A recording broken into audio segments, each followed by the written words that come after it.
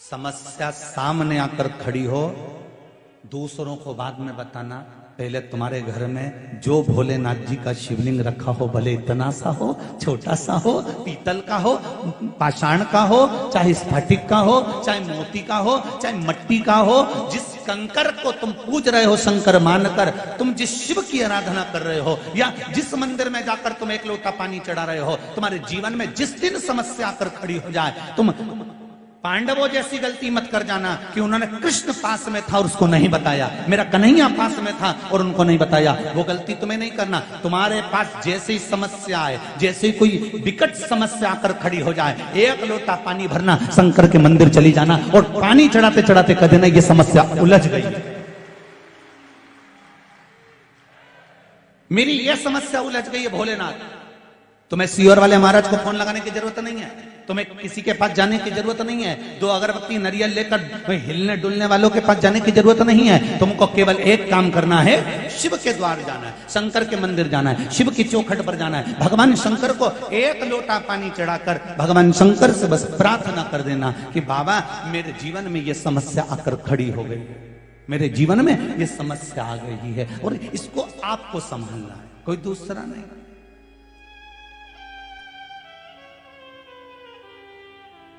पांडवों ने गलती कर दी और देखो भगवान कृष्ण 4 बार पूछ रहे हैं, बोलो पांडव, एक युधिष्ठिर बोल क्या हो गया?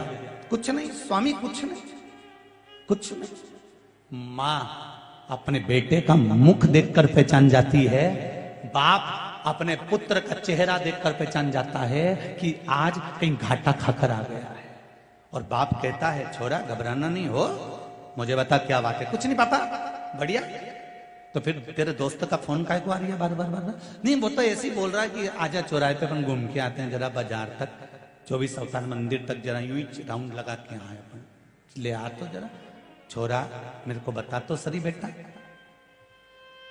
माँ पूछे बाबू, ए नाना मेरे को बोल तो सही बेटा, क्या हुआ क्या है बोल तो तू। कहीं नहीं माँ, अब भी आऊं, अब भी गया, अब भी आया। और जब पहुंचा वो कहीं बाजार में और दोस्तों ने उसको घेर लिया, पैसा मांगा, ला दे, जो तूने पैसा लिया था वो दे। अगर यही बात तू अपने पिता से और माँ से एक बार कहता तो सही। माँ कह देती छोरा ये चेन उतार के ले जा और जा पैसा दे कर आ, तू चिंता मत कर मैं बैठी हूं। बाप कहता छोरा घबराने की जरूरत नहीं है, आज प्रॉपर्टी तेरी है, कल भी प्रॉपर्टी तेरी है, मरूंगा उसके बाद भी प्रॉपर्टी तेरी होगी, क्या चाटू इस जमीन को? ले चल मेरे साथ, अब भी फसल बेचूं, अभी सामान बेचूं और अभी पैसा देखी हूं। काय को चिंता करता है छोरा? ये बाप होता है, ये माँ होती है। पर छोरा बताए नहीं, वो तो केवल एक को बताए, जगदम्बा चंद्रघंटा को। तब और जगदम्बा चंद्रघंटा क्या करेगी? अरे बोलो तो सही, ज्यादा से ज्यादा अपने पापा को फोन लगाएगी, ऐसे के साथ ब्याह कर दिया, कर्जे में लदा लो, एक मेरा मंगलसूत्र तक ले लिया। वो क्या करेगी? नहीं थोड़ा तुम्हें बुरा तो लगेगा जीजियो, जगदम्बा जितनी बैठी होगी ना, जो ओरिजिनल जगदम्बा होगी उसी को बुरा लगेगा, जो जगदम्बा है ही नहीं तो उसका काय को बुरा लगे? आग लगे बस्ती में पंद्रो मस्ती में, अपने को भी करना उसमें। जो है ही नहीं जगदम्बा तो उसको काय का बुरा लगे? बुरा उसको लगे जो जगदम्बा ओरिजिनल, जो यहां से जाते से भिनक जा जाते, अब मत चले जाना, मिश्रा जी की कथा है। और टीवी बंद कर दो आस्था चैनल, ये महाराज जब आए नहीं ये आग लगाए घर में। अरे बिना माचिस का माचिस है सीहोर वाला महाराज, सोचना नहीं।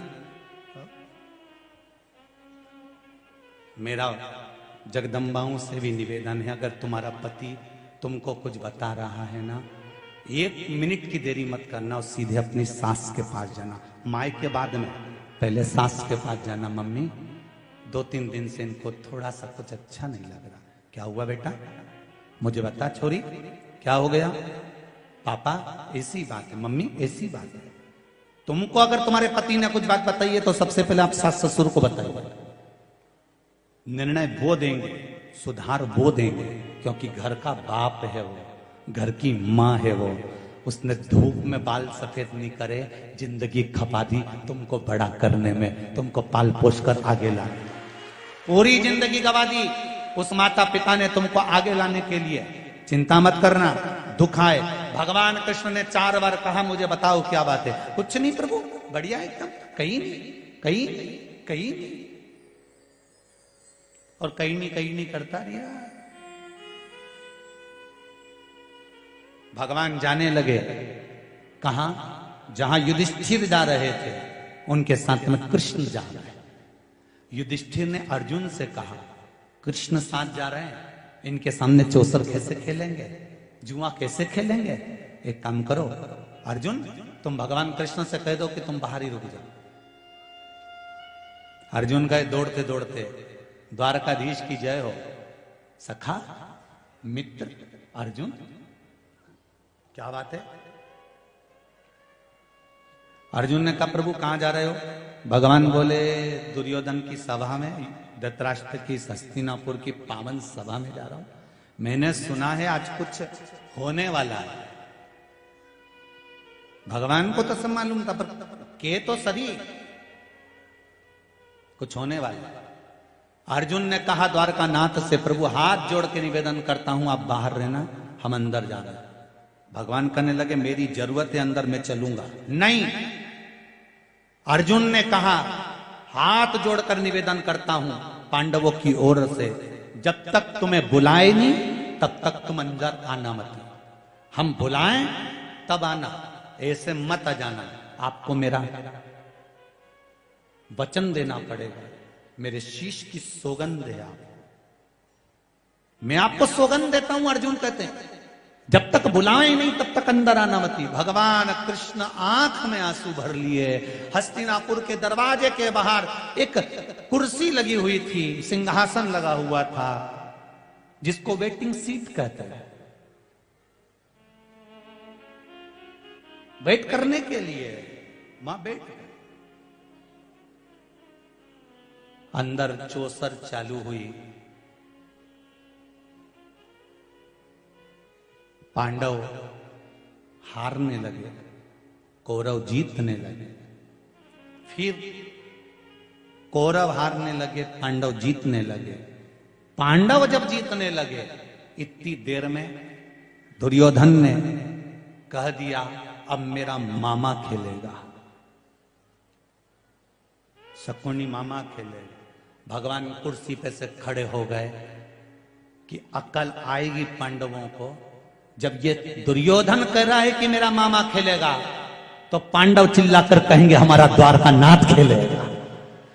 भगवान खड़े हो गए कि अब मेरे पांडव कहेंगे कि अब द्वारकाधीश चौसर खेलने के लिए आएगा, अब मुझे ये बुलाएंगे। पर ये खेल खेल के हार गए, सब कुछ हार गए, द्रौपदी को भी हार गए। तब तक इन्होंने कृष्ण को नहीं बुलाया। कृष्ण आंख से आंसू बहाते रहे, छटपटाते रहे, आवाज तो दे दो मुझको, मैं आ जाऊंगा, तुम बुलाओ तो मुझको, मैं आ जाऊंगा। नहीं आए। तब आखिरी में द्रौपदी का जब चीर खिंचाने लगा और द्रौपदी रोती हुई गुरु द्रोणाचार्य के सामने पहुंची, गुरुदेव आप तो साथ दे दो।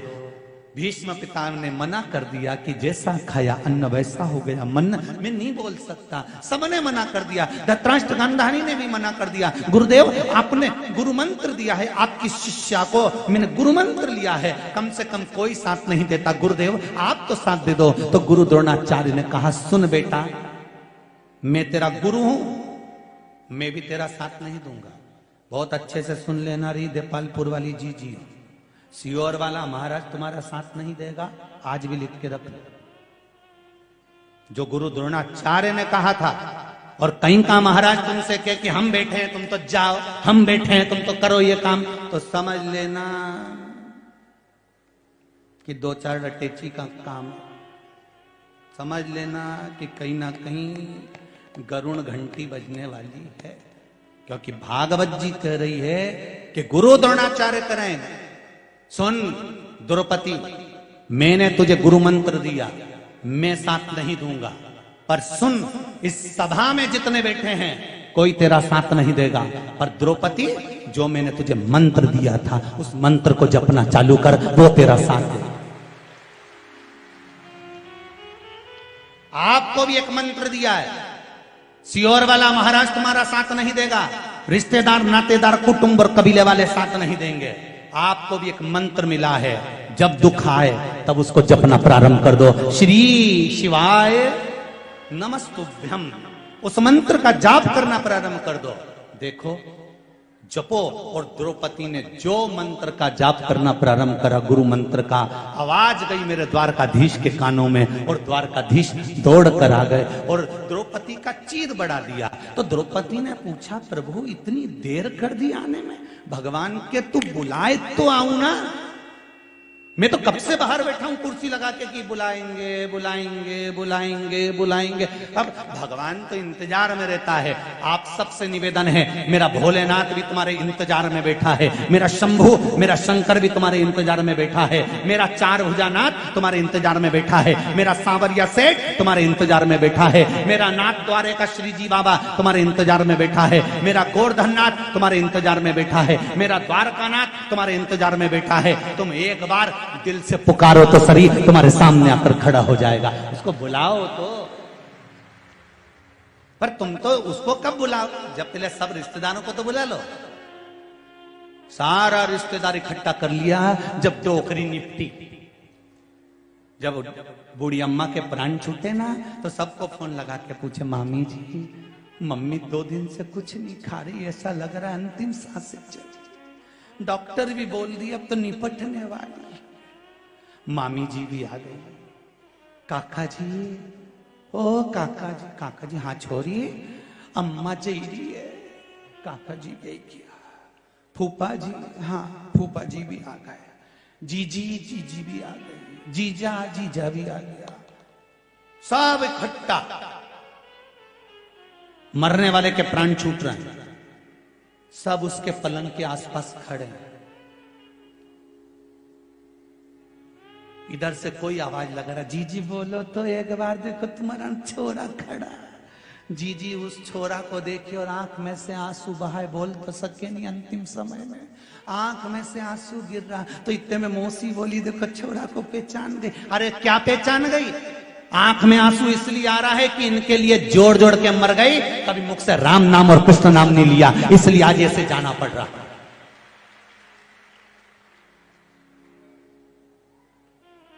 सबको बुलाया। अरे हाथी की कथा कहती है, गजेंद्र मोक्ष की कथा श्रीमद् भागवत की। हाथी के प्राण छूट रहे थे, सारा परिवार पास में खड़ा हुआ था। हाथी का कोई पैर छुड़ा पाया था? अरे बोलो तो, किसी ने छुड़ाया हाथी का पैर? कोई नहीं। फिर हाथी ने विचार कर लिया, ये सब दिखावे का है, सब चोटाओं ने जितना है, सब लुटेरा नंबर 1 का चोटा। जिस घर में अपन रहे, परिवार में जिसमें रहे, ये सब चोटा ही तो है, मरते से ही सब निकाल लेगा चोटा।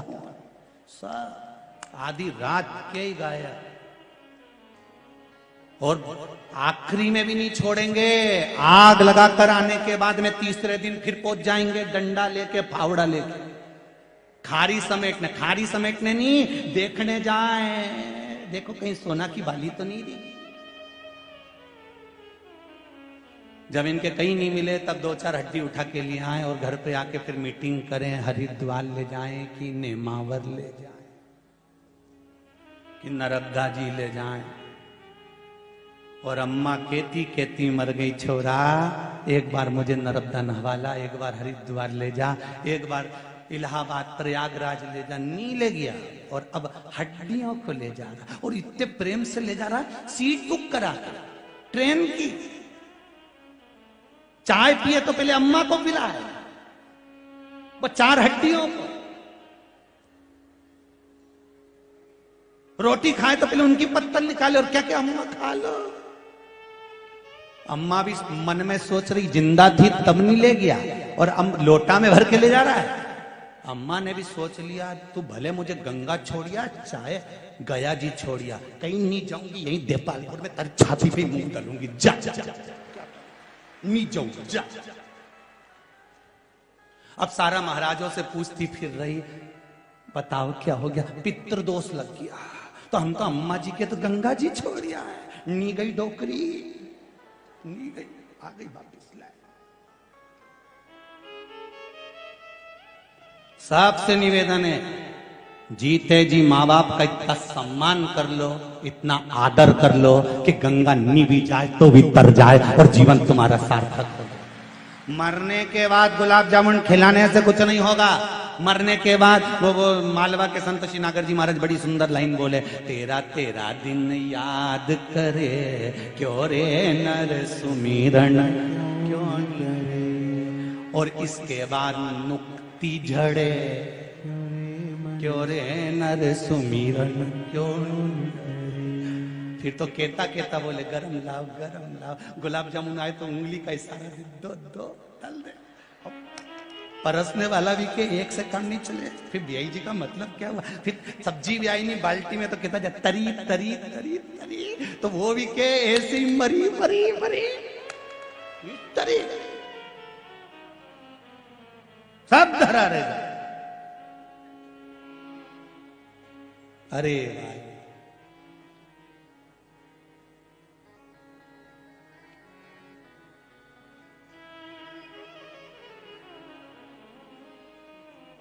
सब पड़ा है, किस काम का? जीते जी सेवा करो माता पिता की, जीते जी आदत करो माता पिता का। घर के जितने बड़े बुजुर्ग बैठे हैं इनका सम्मान करना प्रारंभ कर दो। घर में भले जेठ हो जेठानी हो जो भी हो, तुम्हारे से छोटे हो चाहे बड़े हो, सबका आदर करना प्रारंभ कर दो, सम्मान करना प्रारंभ कर दो। वाणी में मिठास लेकर आओ। पहले कहते थे वाणी ऐसी, जम के बोलो जरा, वाणी ऐसी बोलिए जो मन का आपा खोए, पर आज के जमाने में वाणी ऐसी बोलिए जो जम के झगड़ा होए, पर उससे मत बोलिए जो तुमसे तगड़ा। आज का उल्टा रिवाज हो गया जी। तुम प्रेम की वाणी बोलो तो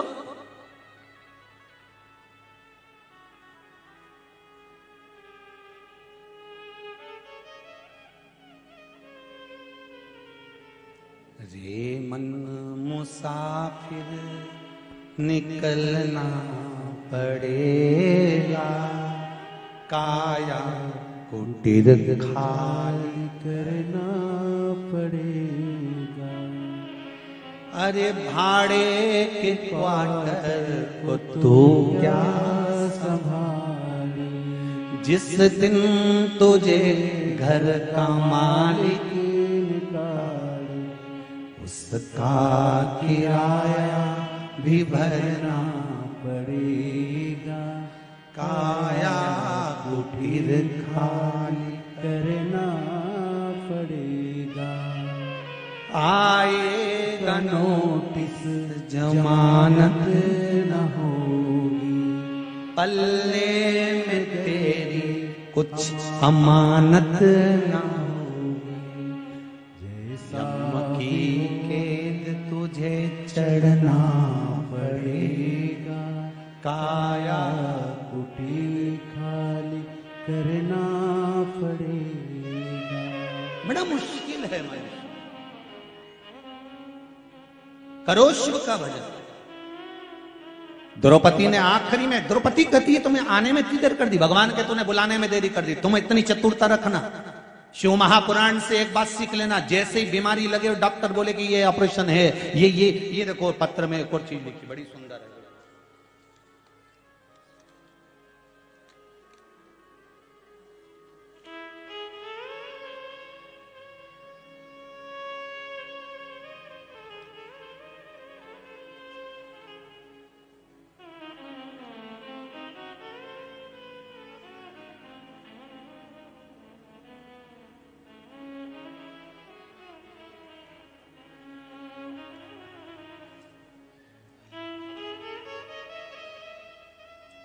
परिनीता वर्मा, महू इंदौर से, कहीं बैठी हो तो हाथ उठा सकती हैं। परिनीता वर्मा, महू इंदौर से, कहीं बैठी हो तो हाथ उठा सकती हैं। हर हर महादेव बोल सकती हैं दोनों हाथ उठाकर। पत्र लिखा है आपने, श्री शिवाय नमस्तुभ्यम। गुरुदेव, 24 अप्रैल 2021 को मेरे पति का स्वर्गवास हो गया। कोरोना बीमारी के कारण वो शांत हो गए। मेरा एक बेटा, 3 बेटियां। इस घटना के बाद मेरा भगवान से विश्वास उठ गया था, ये पत्र में लिखा है। उसके बाद नवंबर माह से हमने शिव महापुराण की कथा श्रवण करना प्रारंभ करी। गुरुदेव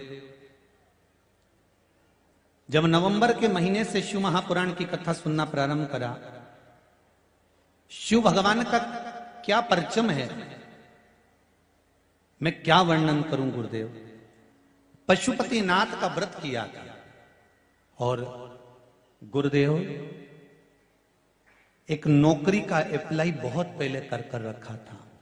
गुरुजी जब पति चले गए, बच्चे 2 से साथ में रह गए, कौन साथ देता है। भगवान को तो उठाकर मैंने रख दिया, विश्वास समाप्त हो गया। जिसके साथ में यह घटना घटती है, हो जाता है, विश्वास चले जाता है, समाप्त हो जाता है। जब इतनी बड़ी घटना घटेगी तो दुख तो होगा ना। लोग भगवान को भी उठाकर रख देते हैं। पर गुरुजी नवंबर महीने से जब मैंने शिव महापुराण की कथा सुनी और पशुपति व्रत का स्मरण करा, फुलरिया दूज का गुरुदेव धतूरा,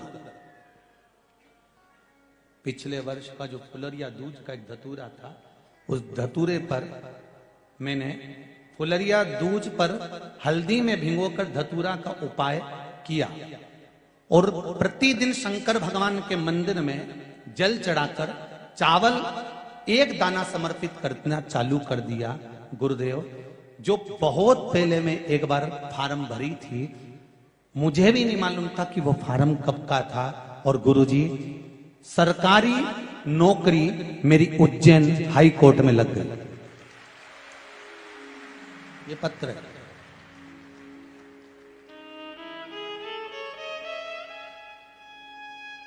अब जरा ध्यान दें, कौन लगवा रहा है।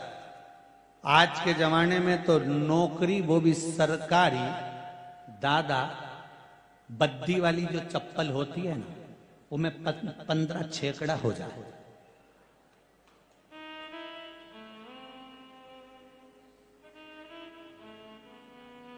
कौन कर रहा है। लोग कहते हैं कि जब भगवान ने हमारे साथ गलत किया, इनको उठा लिया, इनको रख दिया, इनको ले गए, दुख हमारे ऊपर पहाड़ टूट पड़ा। लोग कहते हैं अब कौन साथ देगा। मेरा निवेदन है, हिम्मत मत हारना। कोरोना महामारी में भी अगर आपके यहां गमी हुई है, कोई चले भी गया है, कोई शांत भी हो गया है, कई बहुएं, बेटियां, माताएं, कई लोग शांत हुए। साहब कोरोना महामारी कोई साधारण आई थी? कोई साधारण सी बीमारी थी क्या? और तीसरी लहर भी दमदार आने वाली थी। वो तो आपने श्री शिवाय नमस्तुभ्यम और जल का जो अभिषेक करा है शंकर का, गवा दिया भगवान शिव ने। वो बीमारी चाइना में आई, वो बीमारी तीसरी लहर अमेरिका में आई, वो बीमारी जगह जगह पूरे देशों में आई और भारत में प्रवेश नहीं कर पाई, क्योंकि भारत के लोग शिव की आराधना में इतने डूब चुके थे कि घर घर में कंकर और शंकर समा गया था। तो प्रवेश कहां से करते? ये शिव के प्रति विश्वास जीत गया। और नहीं तो लोग तो आपने भी सुना होगा कि तीसरी लहर और भारी आ रही है, और भारी आ रही है, और भारी है, और आई थी, आने का उसका पूरा था। पर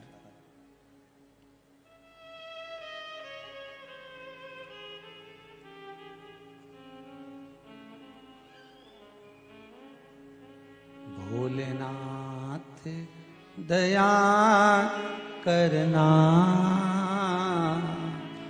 मैं तेरे भरोसे हूँ। भोलेनाथ दया करना, मैं भरोसे हूँ, ना घर के भरोसे हूँ, ना परिवार के भरोसे हूँ, ना घर के भरोसे हो, ना परिवार के भरोसे हो। भोलेनाथ दया करना, मैं तेरे भरोसे हूँ। भोलेनाथ दया करना, मैं तेरे भरोसे हूँ। आएंगे दुख, मनुष्य का शरीर है, मानव की देह है। ऐसा कौन व्यक्ति संसार में जन्मा जिसको दुख नहीं मिला? समस्या विकट है तो शंकर भी निकट है, घबराना नहीं है हमको। है समस्या, शिव भी तो है साथ में। कोरोना में ये चले गए, वो चले गए, ये दुख आ गया, वो दुख आ गया, तकलीफ आई, माना, पर विश्वास तो रखो उस शिव पर, भरोसा तो रखो उस शंकर पर। अब कौन दिलाने गया उसको सरकारी नौकरी? फॉर्म भी भरा था, भूल भी गई थी, पर बाबा की कृपा कुछ होती है। एक चावल का दाना, एक बेलपत्र, एक लोटा जल, एक पुष्प, आपका शिव मंदिर में जाना कोई साधारण नहीं।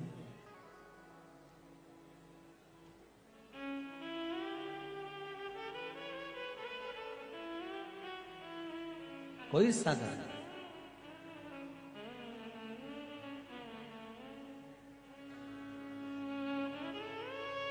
बस उससे निवेदन करो, एक भाव से, दिल से, जब शिव मंदिर में जाना तो एक आवाज। देखो कोई व्यक्ति निकल के जा रहा हो ना और नहीं देख रहा हो तो आवाज लगाओ जम के, अरे ओ कमलेश। कमलेश पलट के देखेगा, एक बार नहीं देखेगा, तुमने दूसरी बार लगाई आवाज तो देखेगा कि नहीं देखेगा? बोलो तो सही। वो नहीं देखा दूसरी बार भी तो तुम और जम के चिल्ला दो, कमलेश। वो नहीं सुने तो तुम और तेज चिल्ला दो, कमलेश। पलट के देखेगा कि नहीं देखेगा? अरे बोलो जम के, देखेगा नहीं? एक बार नहीं देखेगा, दो बार नहीं देखेगा, तीन बार नहीं देखेगा, चार बार नहीं देखेगा, पांचवी बार में तो देखेगा। उसी तरह तुम शंकर को पुकारते रहो, श्री शिवाय नमस्तुभ्यम। बोलो जम के, श्री शिवाय नमस्तुभ्यम, श्री शिवाय नमस्तुभ्यम, श्री शिवाय नमस्तुभ्यम। तुम पुकारते रहो। अभी नहीं देखेगा, थोड़ी देर बाद देखेगा, थोड़ी देर बाद नहीं देखेगा, बाद में देखेगा, और देखेगा जरूर। उसकी कृपा दृष्टि हम पर होगी जरूर। तुम भजन करो तो, शिव नाम लो तो, शंकर का स्मरण करो तो।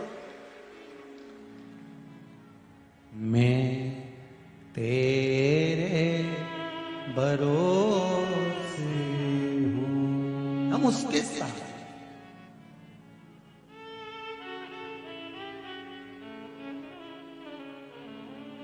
आप तो बाबा से एक विनय बड़े प्रेम से कर दिया करो, हे शंभु, हे शंकर, तुम आना भोले बाबा, तुम आना भोले बाबा, मेरे मकान में तेरा डमरू डम डम बाजे सारे जहान में। तुम आना भोले बाबा, तुम आना भोले बाबा, मेरे मकान में तेरा डमरू डम डम बाजे सारे जहान में। तुम आना भोले बाबा, तुम आना भोले बाबा, मेरे मकान में तेरा डमरू डम डम बाजे सारे जहान में। तुम आना भोले बाबा, तुम आना भोले बाबा मेरे मकान में। सब गाइए। तेरा डमरू डम डम बाजे सारे जहान में। ओहो हर महादेव। बड़े प्रेम से आनंद से ताली से बजाते हुए भाव और भक्ति के साथ, बड़े आनंद के साथ जय हो।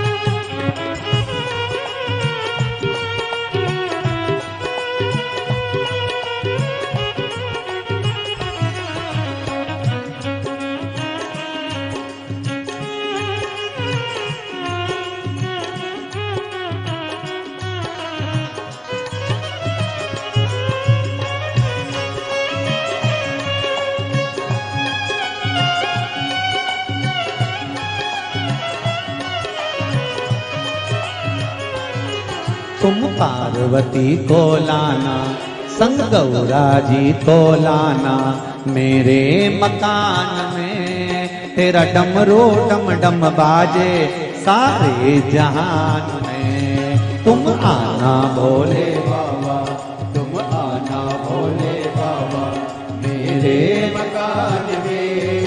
तेरा डमरू डम डम बाजे सारे जहान में। तुम आना भोले बाबा, तुम आना भोले बाबा मेरे मकान में। तेरा डमरू डम डम बाजे सारे जहान में। तुम आना भोले बाबा मकान में। तेरा डमरू डम डम बाजे सारे जहान में। शंभो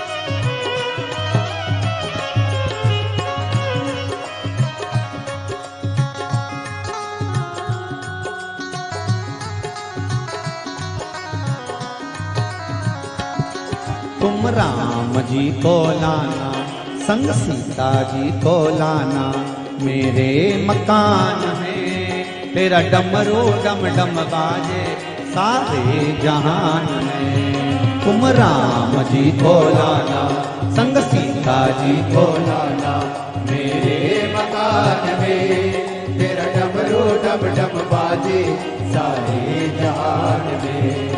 तुम आना भोले बाबा मेरे मकान में, तेरा डमरू डम डम बाजे सारे जहान में। तुम आना भोले बाबा मेरे मकान में, तेरा डमरू डम डम बाजे सारे जहान में। ओहो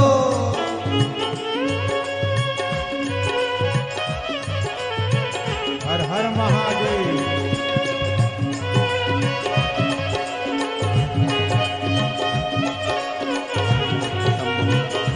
शंभु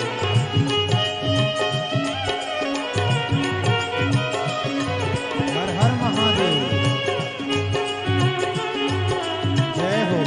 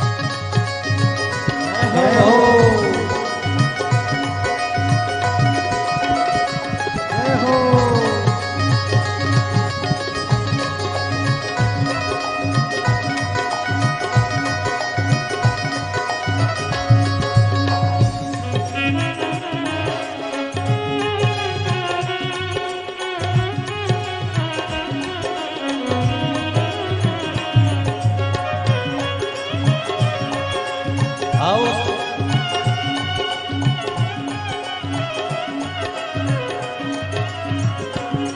तुम विष्णु जी को लाना, संग लक्ष्मी जी को लाना, तुम विष्णु जी को लाना, संग लक्ष्मी जी को लाना, मेरे मकान में तेरा डमरू डम डम बाजे सारे जहान में। तुम विष्णु जी को लाना, संग लक्ष्मी जी को लाना, मेरे मकान में तेरा डमरू डम डम बाजे सारे जहान में। तुम आना भोले बाबा, तुम आना भोले बाबा मेरे मकान में, तेरा डमरू डम डम बाजे सारे जहान में। तेरा डमरू डम डम बाजे सारे जहान में, तेरा डमरू डम डम बाजे सारे जहान में। तेरा डमरू डम डम बाजे सारे जहान में, तेरा डमरू डम डम बाजे सारे जहान में, तेरा डमरू डम डम बाजे सारे जहान में। आर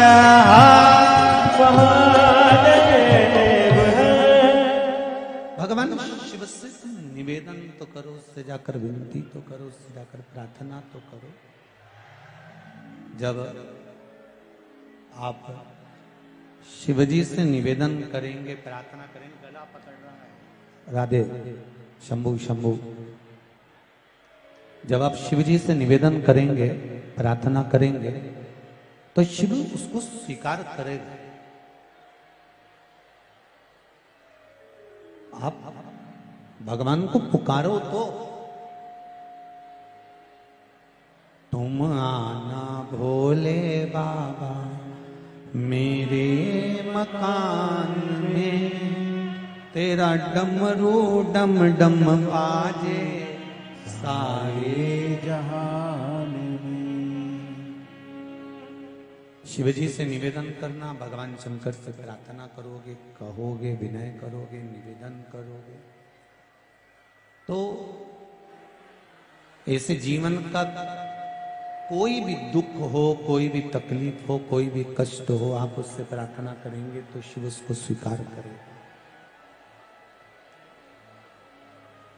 मूल मंत्र का जाप करेंगे, श्री साथ में बोलेंगे एक बार, अलग से नहीं।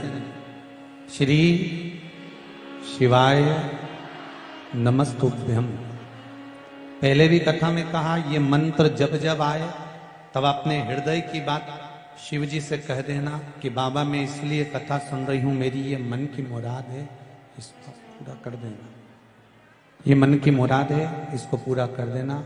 साथ में बोलेंगे, श्री शिवाय नमस्तुभ्यम। श्री शिवाय नमस्तुभ्यम। श्री शिवाय नमस्तुभ्यम। भगवान देवाधिदेव महादेव से कहेंगे तो वो स्वीकार करेगा। शिव ओघड़ी है, शिव दयालु है, शिव दातार है, शिव करुणा सागर है, और उसकी करुणा के बिना कुछ नहीं हो सकता।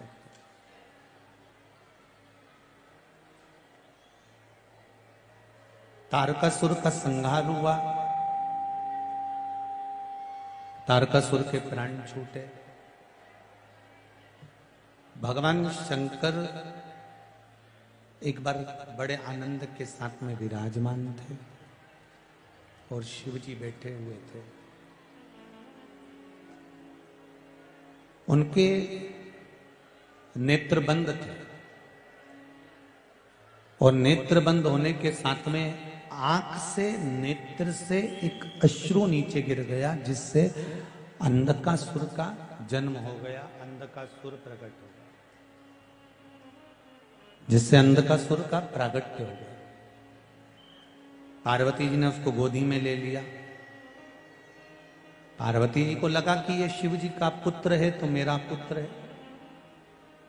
एक बात बहुत अच्छे से ध्यान करिएगा, जीते जी तुमने जो दे दिया, अपने जीते जी तुमने जो दिया है, जो तुमने दान करा है, जो तुमने पुण्य करा है, जो तुमने सत्कर्म करा है, जो तुमने भजन करा है, जो तुमने कीर्तन करा है, अपने जीते जी जो तुमने दिया है, वो एक अलग प्रसंग हो जाता। मरने के बाद अगर कोई दे तो उसकी कोई गारंटी नहीं कि तुम्हारे खाते में गया कि नहीं गया।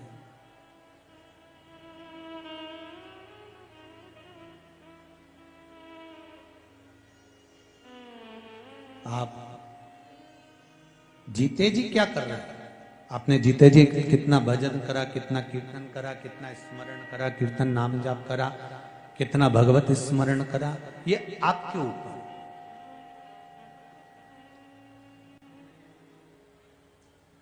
अंधकासुर का जो जन्म हुआ है वो नेत्र बंद करने के बाद एक अश्रु नीचे टपक गया था, उससे ये पुत्र का जन्म हुआ जिसका नाम अंधकासुर। शिवजी ने माता पार्वती से कह दिया, पार्वती इस अंधकासुर को ले जाके तुम समुद्र के अंदर डाल दो, इसको समुद्र के अंदर पटक दो। पार्वती जी जाना नहीं चाहती।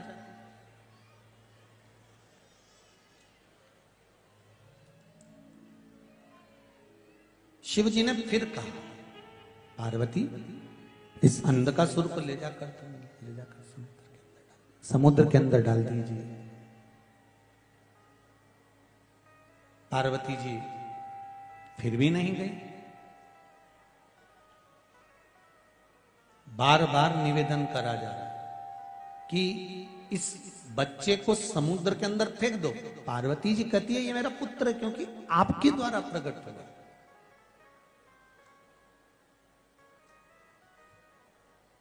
और जो आपके द्वारा प्रकट हुआ है तो वो तो मेरा पुत्र ही हुआ ना। इसको मैं कैसे समुद्र के अंदर डाल सकती हूँ, इसको कैसे समुद्र के अंदर फेंक सकती हूँ। शंकर भगवान ने कहा, सुनो पार्वती, ये मेरे नेत्र बंद करने के बाद प्रकटा। अगर नेत्र खुले रहते और तब ये प्रकट होता ना तो मैं इसको रोक लेता। पर ये मेरे नेत्र बंद करने के बाद प्रकटा है, इसलिए इसको ले जाकर आप समुद्र के अंदर डाल दीजिए महाराज। तब पार्वती जी ने उस बालक को ले जाकर समुद्र में फेंक दिया, समुद्र में डाल दिया। और समुद्र में जब बालक को डाला, उसी में हिरण्याक्ष रहता था। उस हिरण्याक्ष ने उस बालक को पाल पोस कर बड़ा करा। भगवान का वह अवतार हुआ, उस अवतार में हिरण्याक्ष को मार दिया गया। जब हिरण्याक्ष मर गया, तब अंधकासुर ने उपद्रव मचाना प्रारंभ किया और उपद्रव मचाते मचाते मचाते मचाते उसने ये धारण कर लिया कि अब मृत्यु लोक में कहीं पर भी अगर कोई देव विराजमान है, मृत्यु लोक में कहीं देवताओं का अगर पूजन हो रहा है, स्मरण हो रहा है, अर्चना हो रही है, मंत्र जाप हो रहा, गला पकड़ रहा है, मंत्र जाप हो रहा हो, स्मरण हो रहा हो, नाम जाप हो रहा हो, तो उससे उसको वंचित कर दिया, उससे उसको हटा दिया।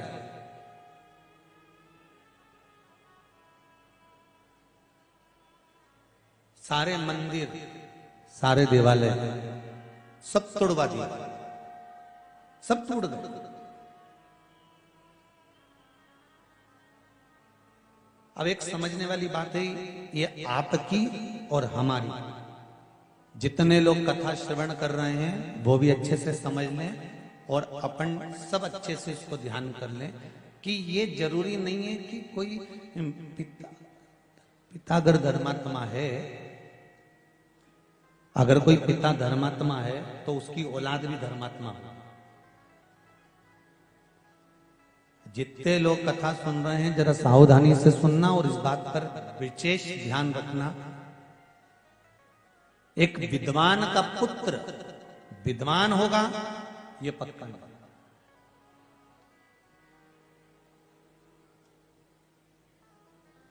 एक धर्मात्मा का पुत्र धर्मात्मा होगा, ये पक्का नहीं।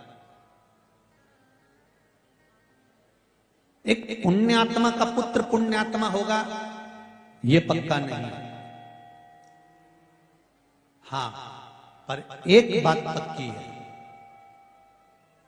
जन्म देने वाली मां यदि धर्मात्मा है तो पुत्र भी धर्मात्मा होगा। जन्म देने वाली मां अगर पुण्यात्मा है तो पुत्र भी पुण्यात्मा होगा। जन्म देने वाली मां अगर सत्कर्मी है तो पुत्र भी सत्कर्मी होगा। ये माता का गर्भ जो होता है ना, इस गर्भ का जो स्मरण होता है, बस उसी स्मरण का सुख संपूर्ण विश्व को प्राप्त होगा। स्वामी विवेकानंद को जन्म देने वाली भी मां है और राम जी को जन्म देने वाली भी मां है। भगवान कृष्ण को जन्म देने वाली भी मां है। कंस को पैदा करने वाली भी मां है और रावण को पैदा करने वाली भी मां है। बस जिस समय बालक बच्चा माता के गर्भ में होता है, उस समय पर उस माता ने कितनी शिव महापुराण की कथा सुनी है, ये उसके जन्म के बाद मालूम पड़ता है। कितना भजन किया, कितना स्मरण किया, कितना दान करा, कितना पुण्य करा, कितना सत्कर्म करा, ये उसके जन्म के बाद मालूम पड़ा।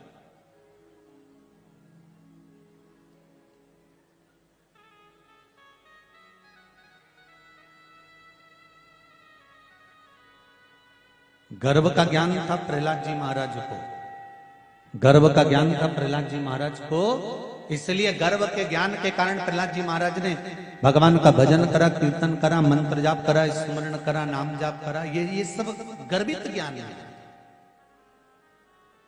ये सब गर्भ का ज्ञान। और गर्भ का ज्ञान प्रबल ज्ञान है।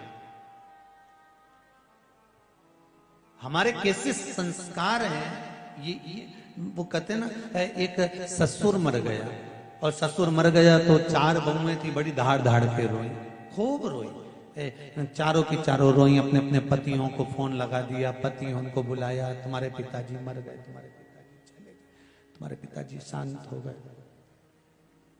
तुम्हारे पिताजी चले गए हैं महाराज। चारों पति आए और चारों पतियों ने आकर अपनी अपनी पत्नियों से कर, चिल्ला चिल्ला के क्यों रो रही हो? क्या हो गया? तुम्हारे पिताजी मर गए। तो चारों पतियों ने अपनी अपनी पत्नियों से कहा, भगवान ने बड़ी कृपा करी जो हमारे पिताजी को मार दिया। रोज रोज मरने से तो अच्छा है कि बाप एक दिन मर गया। अरे तुम भी तो चाहती थी कि पिताजी मर जाए, फिर काय को रो रही हो? चारों बहुएं बोली, तुम्हारा बाप मर गया इसके लिए थोड़ी ना रो रहे हैं, तो तुम्हारा पिता मर गया उसके लिए थोड़ी ना रो रहे हैं, तो वो तिजोरी की चाबी ना जाने का धर गया इसलिए रो रहे हैं। और सुनो, अपने पिताजी को जगाओ और पूछो चाबी कहां रखी? बेटे बोले, पिताजी को मरे हुए इतना समय हो गया है। पिताजी को शांत हुए कम से कम आधा घंटा 1 घंटा हो गया भाई। बेस कम करके थोड़ा डीले खोल दीजिए।